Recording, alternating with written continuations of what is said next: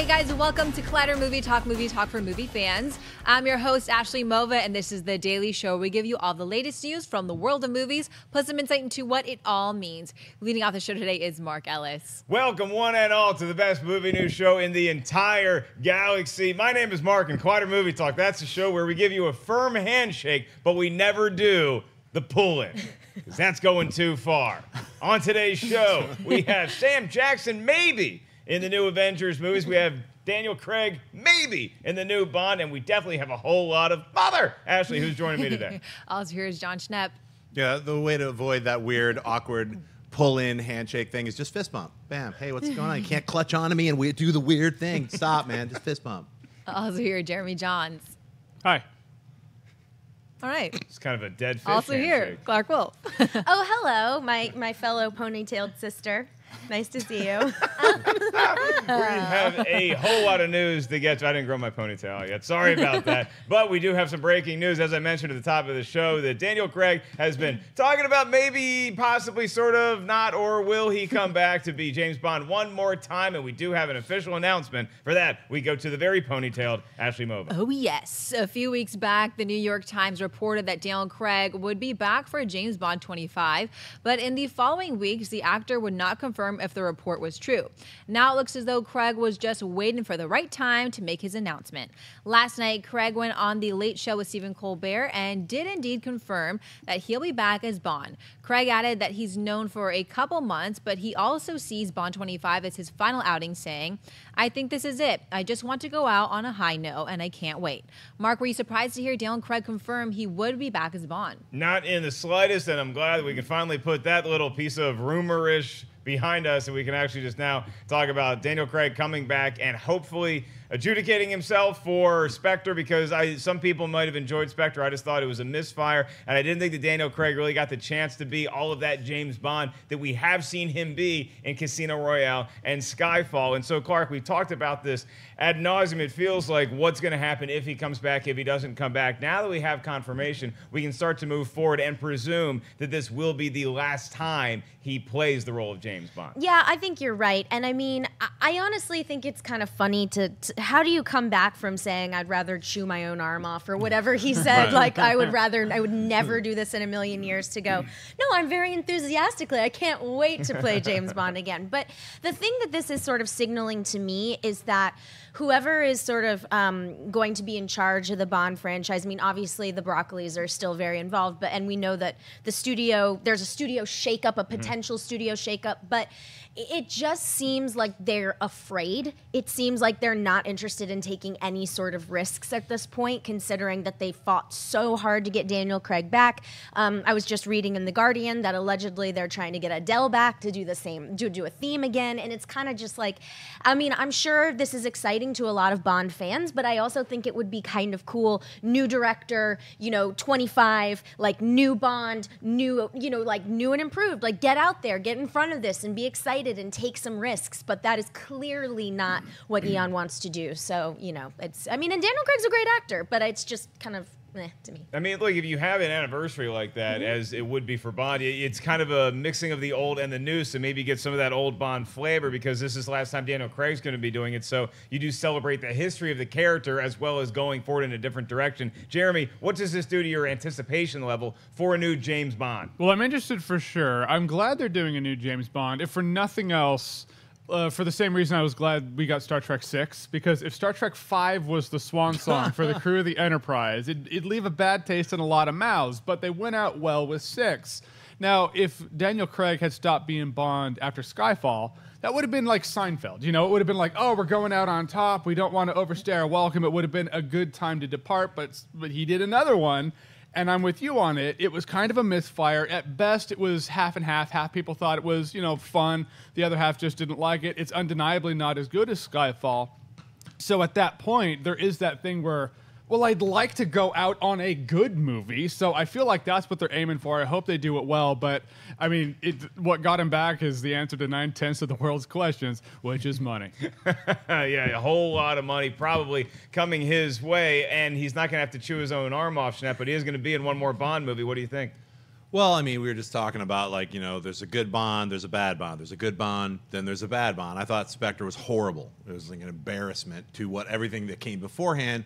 And that's probably one of the reasons, like, 6 months later, Daniel Craig is like talking about chewing all different kinds of parts of his body off. He's like, keep me away from this thing. Then they backed up a giant, truck full of money, started thinking about it again. And yeah, I would like to see him back as Bond to finish up his run on Bond in a good movie, because you're right. There's some people don't even get that full chance. You got George Lazenby like, see ya, get out of here after one Bond. Right. So this is a 25th Bond. It could have been a restart for Bond, or it could be the way to say goodbye to this Bond. So hopefully they do a good job. They get a good script. I think, I don't think we're going to see Sam Mendes coming back. He had a great one with Skyfall, and just it fell off with Spectre. So it's like, you got to get someone who's like really refreshed and totally into doing this, not just, I'm filling in all the dots. I mean, even if the actor kind of feels like he's filling in, his assigned dots, you got to get that energy back. So hopefully we have that with the 25th Bond. I'd be up for Adele doing the song again, though. I mean, that was really, really well done. The artistic part of me, the optimist, wants me to say, oh, Daniel Craig didn't want to come back to be James Bond, and then he found out what the premise is going to be for this new movie, and he's like, oh, well, that's such a cool story, I can't say no.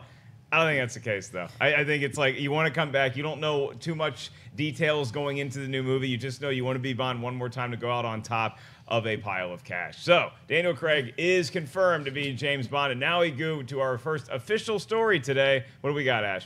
When reports first came in about the upcoming Avengers Infinity War and Avengers 4, it was confirmed that almost every character that has appeared in the MCU thus far would be a part of the movie.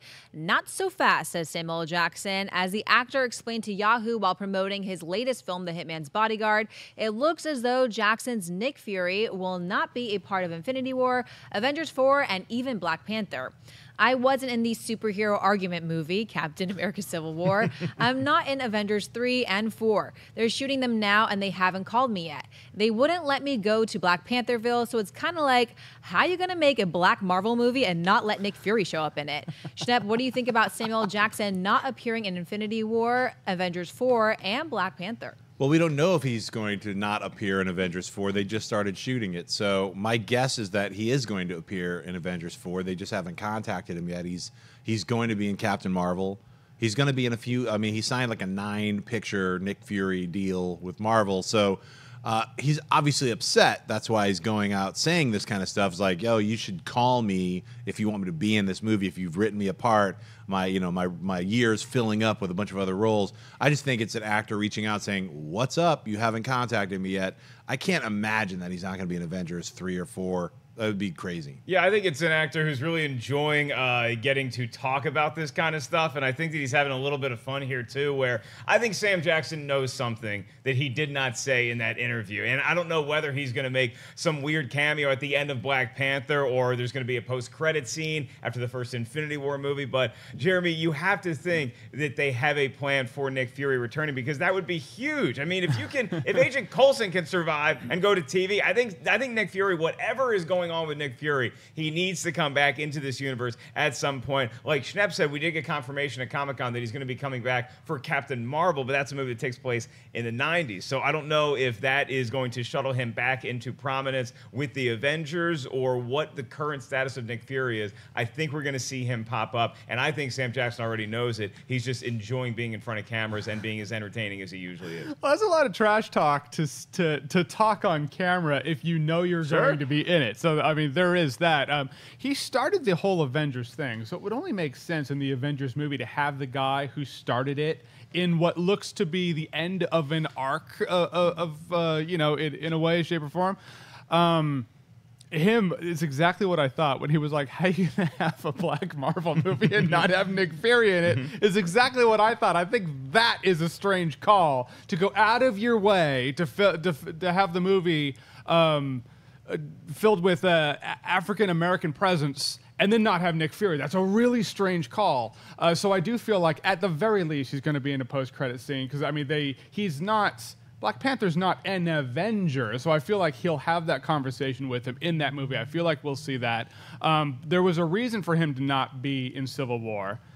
which the Russos, I believe it was the Russos, says something like that we don't want him to have to choose a side. Like, you know, he got all these guys together. It's a little unfair, and I totally get that. I can't find a good reason for him not to be in any of the other ones, so I'm hoping to see him. Yeah, Clarke, I mean, when I hear these comments, I really think Samuel L. Jackson was having fun with the fact that Black Panther has such a cast of people that we have not seen in Marvel movies to this capacity. So if you have a primarily black cast in that movie, I also think that the reason why he's not involved in Black Panther is less to do with anything other than he is Nick Fury, and that this movie takes place in Wakanda, which is a very mysterious place, that we're going to get to know the origin story of Wakanda and the inhabitants, as opposed to tying that so far in with the Marvel Universe, maybe until the end of that movie. Yeah, I think you're onto something there. I do think this kind of reminded me of a couple of months ago when Michelle Rodriguez was like, hey, if you guys don't do what I want you to do in the Fast and the Furious franchise, I'm bailing, and she decided to have this conversation on Instagram.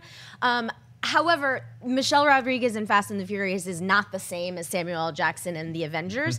So, but it does kind of ring a similar bell for me. I just can't imagine that Samuel L. Jackson is having this conversation publicly with Marvel. So I think you're right. Like, he's probably having a little bit of fun, but like Jeremy said, I mean, yeah, he sounds a little upset to be having having complete fun. So I wonder what's going on. But it is a great point. And hopefully Nick Fury will show up at some point during Black Panther and appear in that movie. I think that'd be really cool. Yeah, I mean, but you know, Samuel L. Jackson had a video during the Star Wars celebration, one of the panels at that event in Orlando, where he just reminded the crowd that Mace Windu, he doesn't think Mace Windu's dead yet, so he wants to come back as Mace Windu, he wants to come back as Nick Fury. He's played these iconic characters, and he wants to continue to play them, and I think he should continue to play Nick Fury. We'll see how Mace does, because he got beat up pretty bad. All right, let's move on to another Marvel property that could have Sam Jackson in it. What's up, Ash? In a report coming from Deadline, Marvel has set Gotham City Siren scribe Geneva Robertson Dorrit to take over and write the script for Captain Marvel.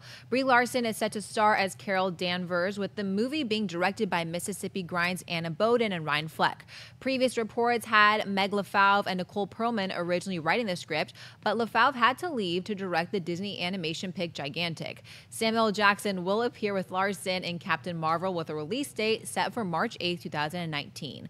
Clarke, thoughts on getting a new writer for Captain Marvel with Geneva Robertson Dorrit? I think it's great. I mean, take your time. Like, I say this about all the superhero movies and all these big tent poles, especially when there's a lot riding on it. Don't rush. Like, make me a good movie. Don't freak out over a release date or switching writers or whatever. I don't care about that. What I care about is if it's good or not. And we have seen time and time again when screenwriters write in big studio films, a lot of times their names go on things, and there are a lot of other writers behind the scenes who don't necessarily get credited on those projects. So I can see fans sort of looking to some of her previous credits and going, I don't know about how good that was. But keep that in mind. If you're working on a big tent pole, there are probably a dozen writers who are also working on it, even if they're not credited. So I think this is great, and I think it's great, and I want it to be great. Right. It's not necessarily a positive or negative as far as the writer goes if you're able to play in a giant sandbox. If you have your own ideas that you want to create, or you can work with others very well with a huge studio production. But clearly, Geneva has shown that she can do that, whether it's working on this new giant Tomb Raider movie or it's Gotham City Sirens. So I think you see that this is somebody who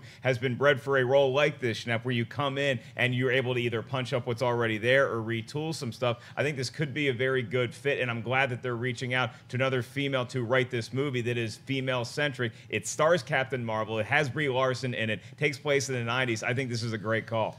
Well, it's weird, too. I mean, I don't even know if she's finished writing Gotham City Sirens. She jumped from DC over to Marvel pretty quickly. It sounds to me like Gotham City Sirens got, iced. This is about shelved. David Ayers and not doing it. So she just jumped over to, the team that seems to be making a lot of movies that get made. It might just be all the same 8 writers. It's probably around. is. Now there's some Marvel go to DC and they just keep going. And then she's like, go write Man of Steel. Who knows? It's like, but she's been in the blacklist a couple times with different screenplays. She's written a whole bunch of things that none of us have seen yet. So, but it's at least from the outside perspective, it sounds like, well, she's a very much needed writer. A lot of people are reaching out and saying, hey, let's tap this person to write this or do a rewrite or a polish. So, I mean, I don't really know because I've never seen anything that she's written, so I can't really judge whether I'm excited or not.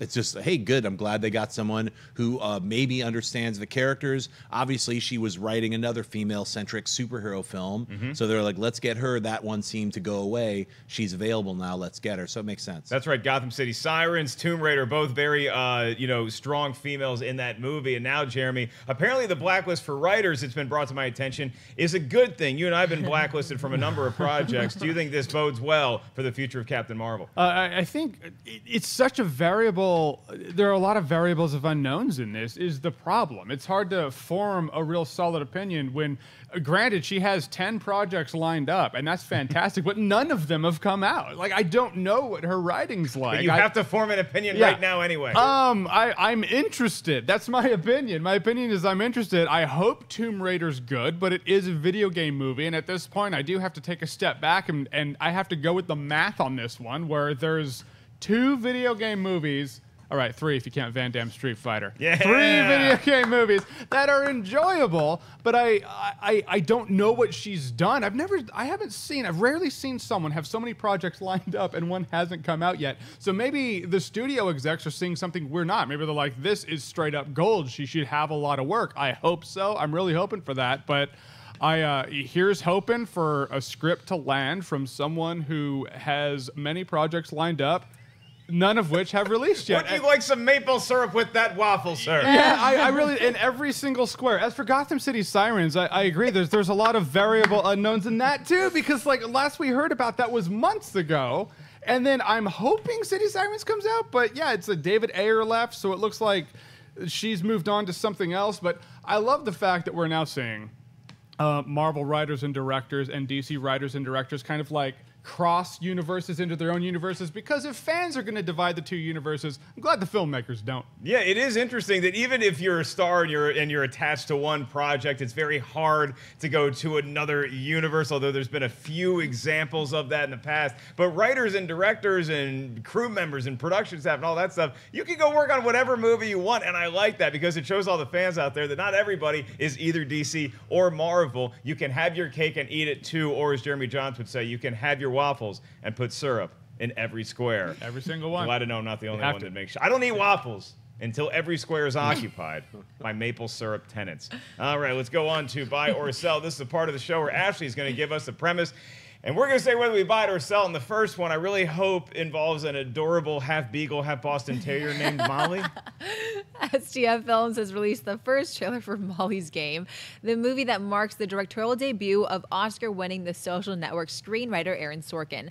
Sorkin wrote the script for Molly's Game himself about the true story that sees Jessica Chastain starring as Molly Bloom, an Olympic-class skier who ran the world's most exclusive high-stakes poker game for more than a decade before being arrested in the middle of the night by FBI agents. The film also stars Idris Elba, Kevin Costner, Michael Cera, Jeremy Strong, Chris O'Dowd, and Bill Camp. Molly's Game opens in theaters on November 22nd.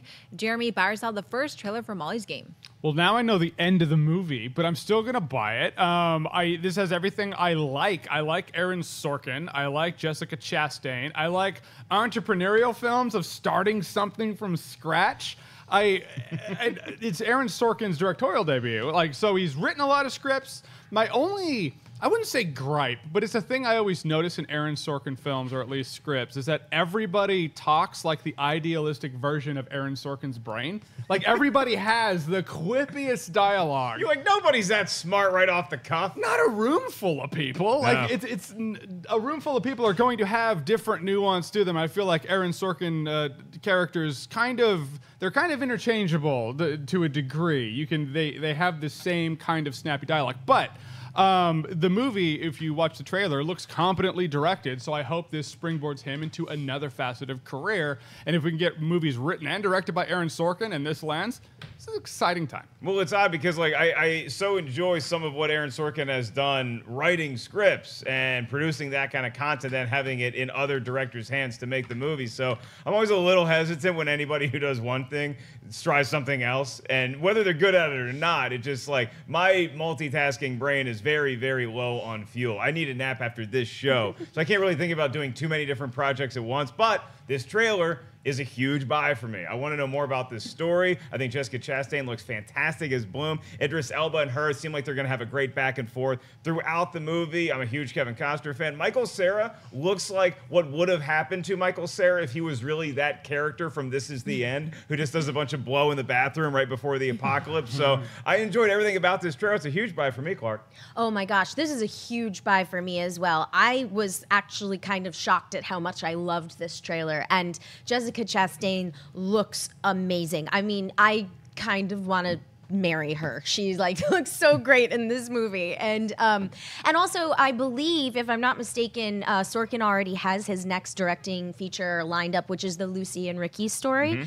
And so that tells me that as this movie is probably in post-production, whomever is behind it is happy with it and certainly ready to have Sorkin back in the director's chair. And the fact that I think it's Cate Blanchett is cast as Lucille Ball, and they're going after Javier Bardem for Desi Arnaz, this says to me, these are all Oscar winners. These are all Oscar nominees. People want to work with Sorkin, with him behind the camera. They have complete faith in him, and I think that's a great sign. So I buy this trailer so hard. Jessica Chastain, Lucille Ball, Aaron Sorkin works well with redheads. Jon Schnepp, your thoughts on this trailer? Yeah, even though she just made me think about that Lucy movie, which I cannot wait for. When they first heard that Cate Blanchett is playing Lucille Ball, I was like, oh my God. And then Aaron Sorkin, the great thing about Aaron Sorkin's movie work is he deals with time really, really well. He's able to make you feel like the difference, this took place in the 70s, or this took place. So he could time jump really well. And I feel like this trailer shows you, hey, it doesn't even matter if we are seeing the end of the story. The book's already written. She's talking to Idris Elba. It's the exciting part of getting there, and then maybe getting past even, we don't know how the movie's going to play out. It's kind of meta. So I feel like everything that we saw looks really great. I think it looks really well directed for his first feature film. So I'm excited. I can't wait to see it. Yeah, I didn't know, I don't know a lot about the story, and so I saw the trailer, and I'm like, oh, so this is the gambling ring, and then something happens, then there's another one, I'm like, oh, so that was the gambling ring. So there's a whole lot of, unpacking to do with the plot of this movie, but I'm looking forward to the challenge when Molly's Game comes out. All right, Ashley, what's up next? THR is reporting that a new cast member will join David Harbour, Mila Jovovich, and Ian McShane in the new Hellboy reboot. The trade reports that American Honey's breakout star Sasha Lane is now in final negotiations to join the cast. The new story will see Hellboy squaring off against a medieval sorceress who seeks to destroy humankind. Lane will play Alicia Monaghan, who in the comic books is rescued by Hellboy from the fairies who kidnapped her, with Monaghan retaining some supernatural gifts because of her time with the fairies. The Descent's Neil Marshall will direct, with the project eyeing a September shoot start date. A release date has not been set. Mark Byers sells Sasha Lane in the new Hellboy reboot. It's a buy for me because this is another credit to the Hellboy project. Sasha Lane is somebody who is going to be a star that everybody and your mother and your grandmother or your mother have heard about because she's attached to a number of different projects in different genres of movie with big stars. So she's somebody to keep your eye on. And this Hellboy reboot just gets more and more exciting to me. When it was first announced, I was way down here.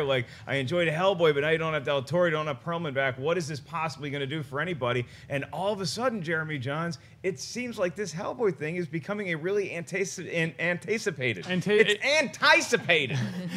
It is anticipated, and I'm with you on it. The same enticing, anticipated. We put the words together. As the person who came up with awesome-tacular, this is a very good way. If I get your seal of approval of that word, Adam, make the T-shirts.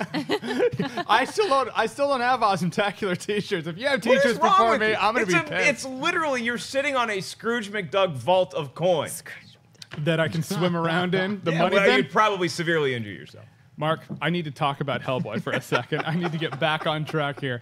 But I'm with you. I share your sentiment on it. That knee-jerk reaction is like, Del Toro's not in it? What are you going to do? And then you get David Harbour, and you're like, okay, I'm interested. And what I like about this casting is that she's so unknown. She's unknown in a couple of projects, but she is new. And that's what I like about movies in general, but superhero movies are a good opportunity for someone who's unknown to totally stick the landing of the role and then springboard their career. I love the fact that that's more of a possibility rather than getting the most known person you could possibly think of to be in this movie, to be a supporting character. And then, it just changes the feel. It changes the feel of a superhero movie completely. I shouldn't call Hellboy a superhero, a comic book movie completely, because if it's an A-list actor fest or an up-and-coming actor fest, the up-and-coming actor fest just it feels a little more genuine, a little more pierced, like they want it. They're like, I need to stick this, because if I don't, this is going to destroy me. Whereas if someone like DiCaprio's in it, he'll be like, I'll be fine, you know? So I like the fact that they're going that direction. It's more like a communal, everybody working together kind of experience for this new Hellboy. Clarke, do you buy or sell the casting of Sasha Lane, and would you buy an anticipated shirt? I would buy an anticipated shirt, and I also buy Sasha in this movie. I did not make it all the way through American Honey. It is very long, and it was at a film festival last year, Fantastic Fest, that I was at. However, I did get a chance to sit down with Sasha, and she's amazing. She is an incredible young talent. She's an incredible young woman. And one of the things that was so cool about her breakout performance in American Honey was that so much of what they did was run and gun. I mean, it was the director just grabbed him and said, let's go. We're doing this sort of guerrilla style. And she was playing opposite Shia LaBeouf.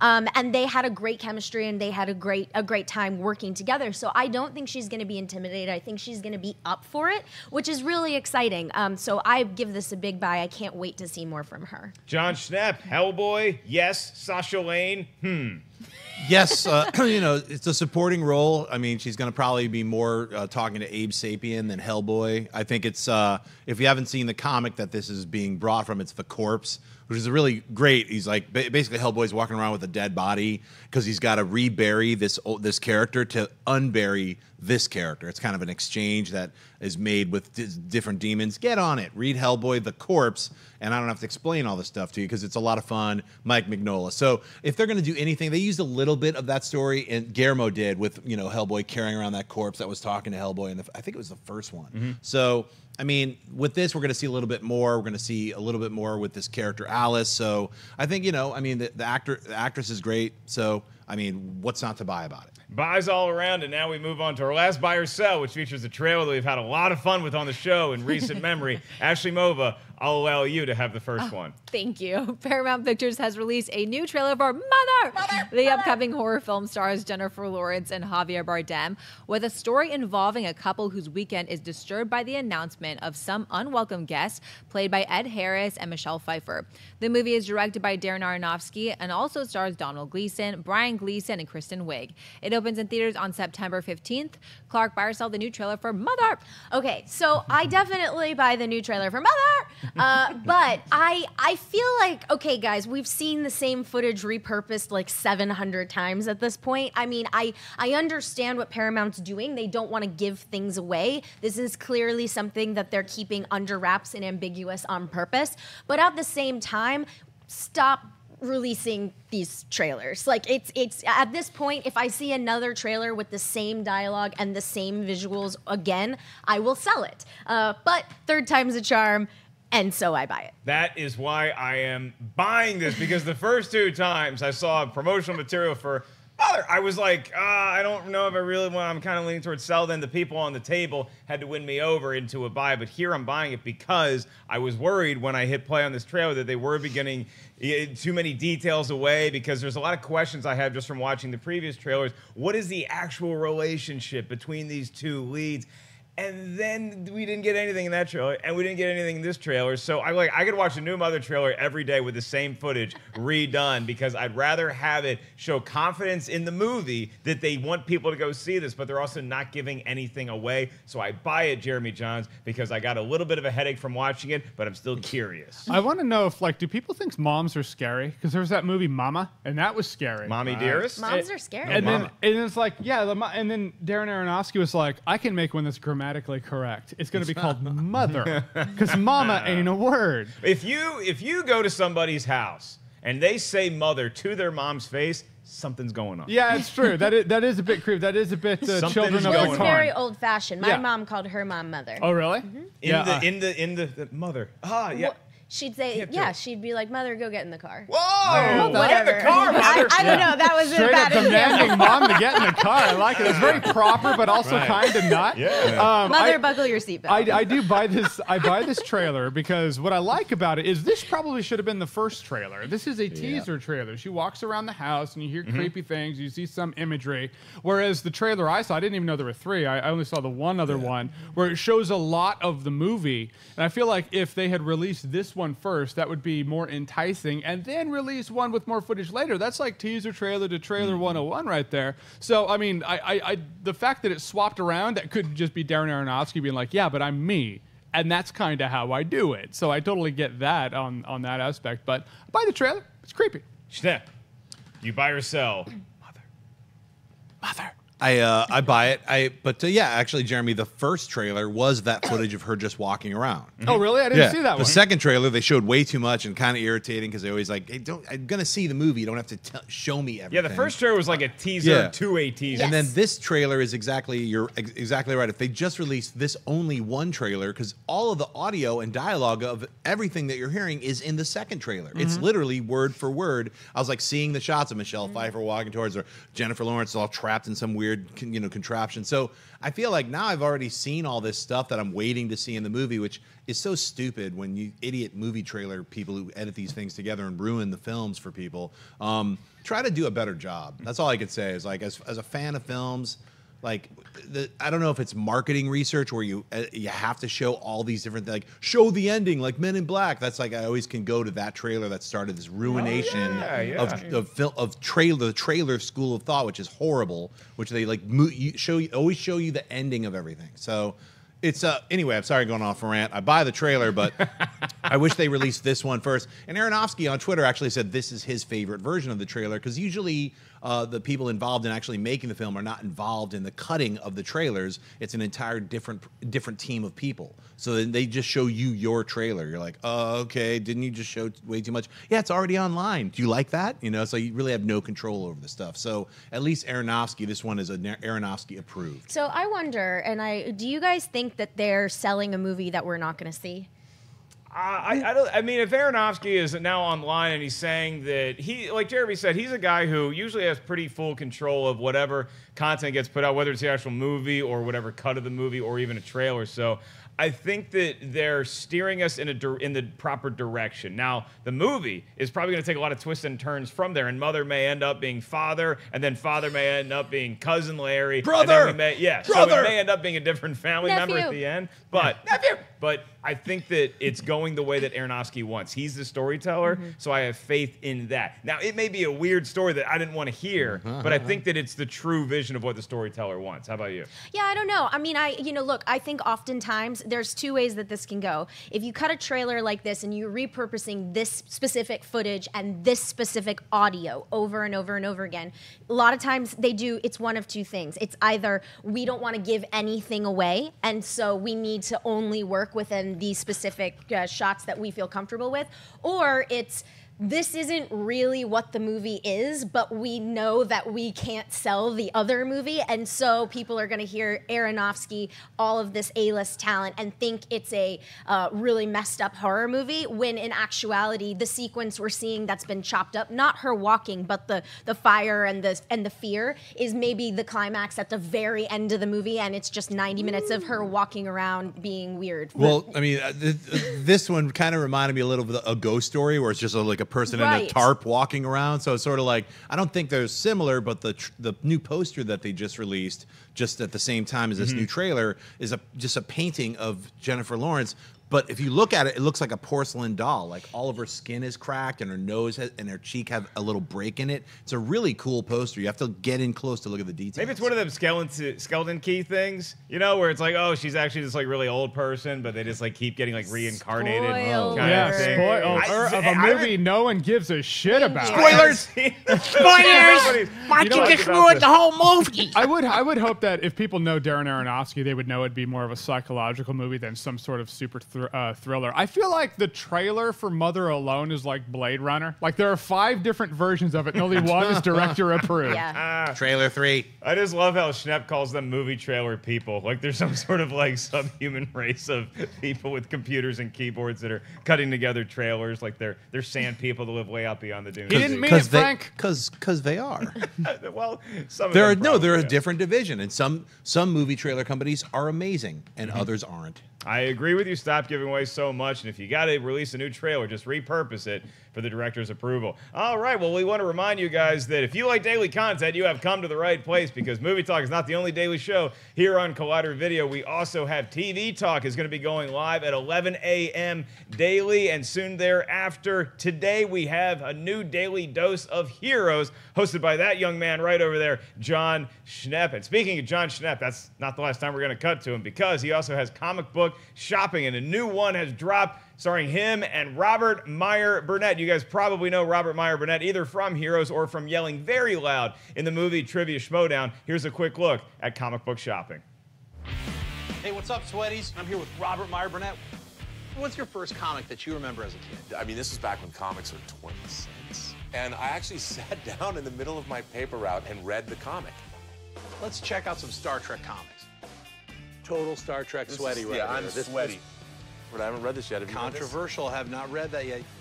Johnny Quest and Space Ghost. Oh, I gotta get this. Man, this is so cool. Let's go comic book shopping. Absolutely.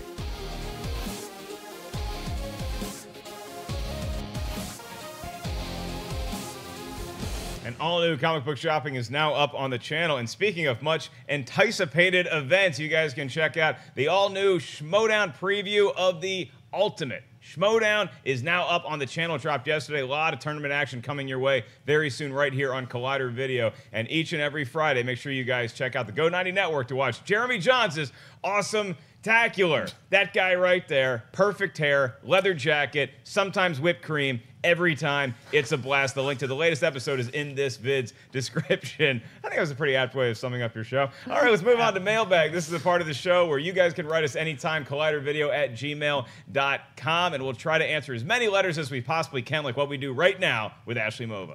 Frank writes, if you could reboot and start from scratch any big-name franchise or shared universe, be it Star Wars, the Dark Universe, Marvel, DC, or Monsters, which franchise would you choose? Simple, right? Haha, love your content, Collider. Man, it is tough, Frank, because there's like there's things that I'd like to have second chances at with franchises that I love, but I don't want to reboot those franchises. Like, I would have liked the Star Wars prequels to be better. I'm not going to reboot Star Wars. Same with Indiana Jones. I'm not going to reboot Indiana Jones. Clarke, I know you have very strong feelings about rebooting certain franchises. Is there one that's really sticking out to you? Yeah, and I speak for myself and my Schmodown partner, Mark Riley, when I say the Dark Universe, Universal. Oh, boy. I mean, this is a mess.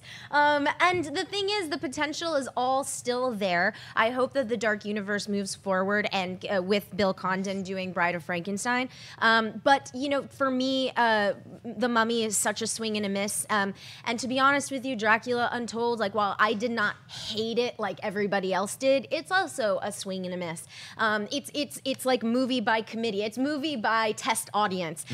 Even the Wolfman with Benicio del Toro, which should have been a slam dunk, was a swing and a miss. It's like for some reason the Universal monster movies have been messing it up for the last 10 years, and now I think we saw with The Mummy, they still messed it up. So I wish we could have a clean slate, but we can't. So hopefully they will get their act together and just take it one movie at a time. And I hope that they allow Bill Condon to make a small, messed up, awesome Bride of Frankenstein movie. Yeah, I still have a little bit of faith in the universe going forward. I saw enough potential in The Mummy, but you're right. That is a standalone movie. No, sir. Jeremy Jahns, which way you lean and what franchise are we rebooting today? I've always thought that Highlander deserves a reboot because it's a neat premise and you could do some really cool stuff these days. I really want to say Star Wars though, just because this Jeremy, is why. This is why. Mark Ellis, this is why. I'm dressed like Grand Moff Tarkin's kid right now. Just because I would never want Star Wars to be remade in a million years. I just wouldn't want that. Even the prequel, I want to see a retelling of the prequel universe, sure, but you can't reboot one without rebooting the other. They're kind of intertwined at this point. I just want to reboot it to see if people will actually watch it, or if they'll stand by their wallets and be like, I'm not going to watch that. It'd be my own little, it would be a multi-million-dollar psychological experiment just to see if people put their money where their mouth is. And if they don't watch it, I would literally be like, congratulations, guys, you won. I lost a fuck ton of money, but you all won. I love you for that. Or if it makes $1 billion, I'll be like, that's why you get crap. That is very Pinky in the Brain world domination of you. We're all just your guinea pigs, and you can't wait to test us. And I don't know that, as much as I don't want Star Wars to ever be rebooted, if they rebooted Star Wars, I don't know that I'd be able to keep myself away from it. Absolutely. I'd be out there protesting with a sign, and then I'd sneak around the back and have my friend let me in. Absolutely, yeah. Jon Schnepp, what franchise are we going to reboot? Well, I was going to say, where's my trilogy of Metal Storm, The Destruction of Jared Sin in 3D? Never got that. Never got my other 2 movies of Battle Beyond the Stars. But you know what I want to see rebooted? The Matrix 2 and 3. I would say keep the first Matrix, and then Wachowski siblings go back to the original 2 movies and just make a splinter pocket universe where the second and third movie actually focus on Morpheus and Neo and Trinity, and none of the Star Trek The Next Generation people who are in the rave universe with dirty clothes. Just do something different. That it just felt like, to me, unfortunately, the Keymaster and all these other things that were in the second movie, there were certain elements of the second movie with the werewolves and there were certain parts of it. I can't remember what that one character's name was. Somebody help me. The Merovingian? Yeah, the Merovingian. Thank you, Jeremy. Wow. So Inner geekdom. Yeah, that's right. Bam. That's why I suck at trivia, yo. But at least I know what I was talking about. I just can't remember the name of it. Yeah, the Merovingian. That's right. This is how we shake hands. Bam, son. So anyway, The Matrix. I'd like to see 2 and 3 redone. The Rematrix, whatever you end up calling it. I would like to see a return or a go back to or a time machine where we could still see Morpheus and Neo and Trinity, because I rewatched the original Matrix and it is a masterpiece. Yes. It is a flawless, incredible science fiction film. Adult. It makes you think. You talk with your friends when you come out of it. All you can do when you come out of Matrix 2 and 3 is cry openly with your friends, maybe hug and say it's all over. And so there it is. That's the problem with rebooting, is that you got to get rid of all the movies. You can't just take away the bad ones. You got to reboot the entire franchise. So I know I speak for Mark Riley again when I say I'd love another stab at Friday the 13th. Way back to the Camp Crystal Lake and all of that. I think I speak for Christian Harloff when I say maybe a Terminator total reboot. But I am going to say something that may be a little infuriating to the young man who loves syrup in every square of his waffles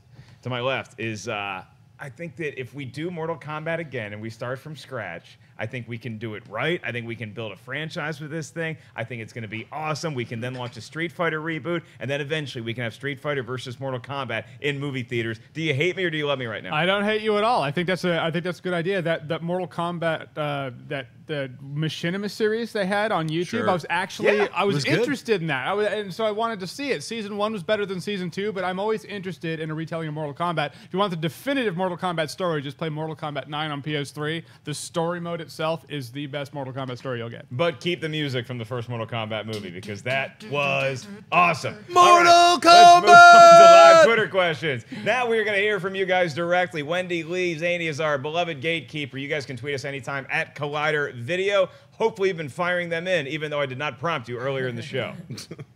We're all good. We've got one from Nolan Dean, who writes, would you guys buy Tilda Swinton as a Bond villain? Feel we haven't gotten a good female one since Rosa Bleb. Yes. Sorry, Rosa Bleb. Yes. Yes, so anything hard. Tilda Swinton is in. Yes, That's actually agreed. a really good. Who did that? Was that Aaron Sorkin that wrote in that? That was a really good. Nolan Dean. That was really.